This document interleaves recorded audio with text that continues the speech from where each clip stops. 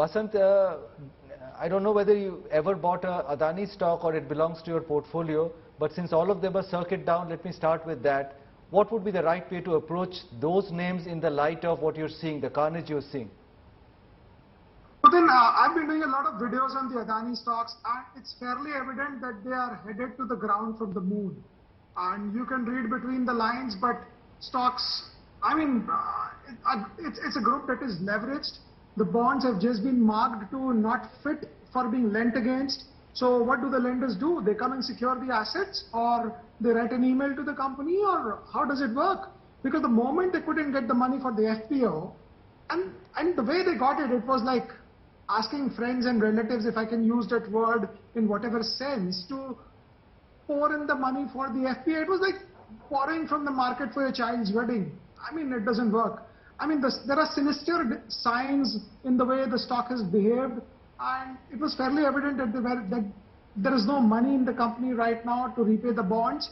So my only fear with this stock in the group is, what are the resultant and collateral damage that it might create for our banks, at least on a sentiment basis, but life moves on.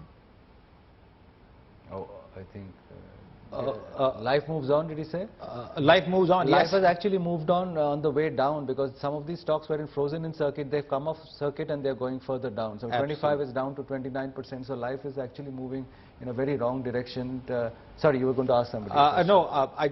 Nipun, that very same question to you, and how does one approach as a retail investor, if not a large institutional one who has a better understanding of such developments, how does one approach the markets now? We are counting down, less than 25 minutes left for market close on budget day.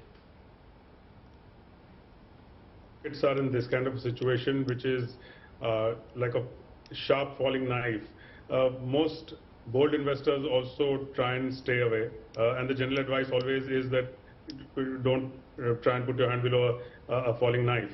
However, when I look at it from a pure valuation point, I think gradually with this kind of a fall, markets are becoming somewhat more attractive in comparison to when you looked at the kind of premium that was there in the Indian markets in comparison to a lot of the Southeast Asian markets or global markets. Probably that premium reduces. This kind of a fall is not necessarily, again, on the Adani group, whether it has likely to have an impact on the banking sector and to what extent. Banks have come out saying it's likely to have limited impact or no impact. But really, given in light of whatever developments that have been there today or last couple of days, whether there actually has been an impact or no is something that will be important to know, because ultimately the banking sector is the one sector which has come out so clean after so many years of challenges, that one more sort of impact. Life will move on again for the banking sector, but it has a temporary impact when if there are bad assets that suddenly get created. But as far as most investors are concerned, I think they would wait for the markets to stabilize. And once you have that kind of a situation, and the fact that the macros haven't really got affected, a market fall is on the one side. But when you have a budget which is actually taken care of ensuring that the economy is on a strong